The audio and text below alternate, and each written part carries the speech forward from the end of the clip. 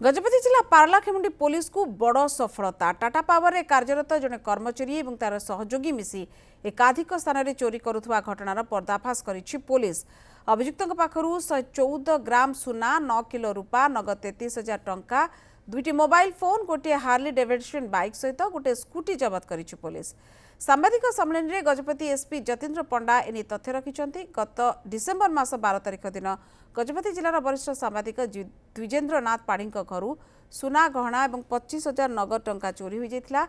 गजेन्द्र साहि रे गोटे सुना दुकान, कुमुटी साहिर जड़े लोकों घरे गुरांडी थाना अंतर्गत एमएन पेटा गाँव में दिन द्विपहर चोरी होता अभियोग होता। सुना दुकान 10 किलो रूपा गहना सहित 33 ग्राम सुना चोरी होता अभियोग होता। घटना आलू खोलू खोलू महादेव बाहरला बली सांबादिक चोरी घटना को नहीं तदंत करने समय अन्य 3टी घटना भी सामना को आसला। सीसीटीवी फुटेज आधार में अभियुक्त को धरबार सफल होइछि पुलिस। एमानक मध्यरु दुर्गा प्रसाद विद्युत मीटर रीडर भाव कार्यरत थिले। मीटर रीडिंग नेबा समय लुट योजना करुवा जना पड़ी। दुई अभियुक्त लुट सुना गहना को नहीं गोल्ड फाइनान्स कंपनी रे बंधक रखी लक्षाधिक टंका ऋण नहीं पुलिस तदंतरू जना पड़ी। से जेहेतु पूर्वर आसुले घर टोपोग्राफी जना तेणु राति से घर पछपटू बाथरूम स्काइलाइट भांगिक पशिक घर करते से अन्य 3टी जाक से प्राय सामान ढंग से करते। घरे पशिला सिंधी काठी व्यवहार करते। सिंधी काठी द्वारा से आलमीरा भांगी दौले और आलमीरा भितर जिनपतर तलाश कर सुना गहना को नौते।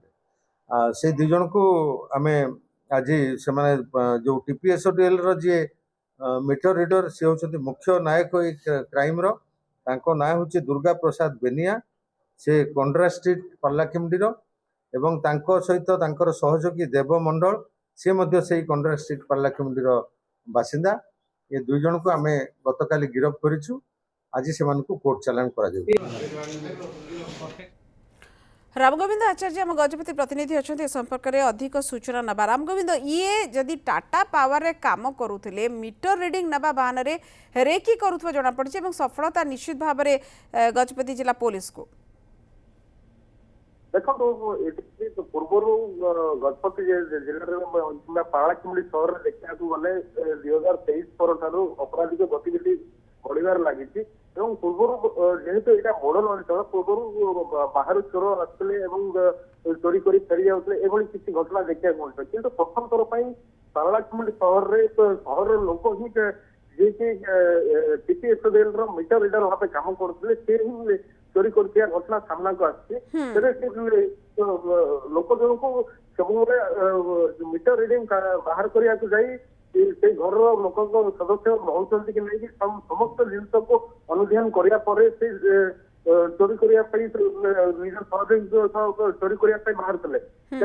पारलाखेमुंडी प्रथम कर इंडियन एक्सप्रेस सांबादिक जड़े द्विजेन्द्र नाथ पाढ़ी जी की पूर्वतन सॉरी ओडिशार प्रथम आईजी रामकृष्ण पाढ़ी नाती जी की घर प्रथम चोरी होता।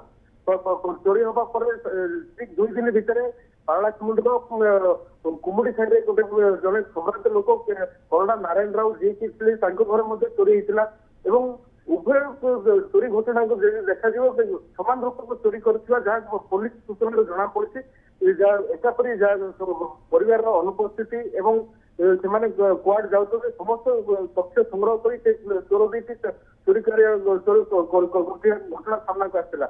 तेज 2 दिन भितर पुणी एक घटना होता गोटे सुना दुकान में ये 3टी घटना को जो तर्जमा कला पुलिस एवं विभिन्न सीसीटीवी फुटेज एवं अनेक अत्याधुनिक टेक्नोलोजी व्यवहार कर पुलिस दिगरे निहाती भाव में ये गोटे बड़ सफलता पुलिस को पारलाखेमुंडी पुलिस को ये गोटे बड़ सफलता एवं शेष धरा पड़ी जे टाटा पावर रे काम करुवा जड़े कर्मचारी ये सब बड़ खुलासा तार सहयोगी और सी मिसिक चोरी कर कथा पुलिस कर। बहुत धन्यवाद रामगोविंद आचार्य।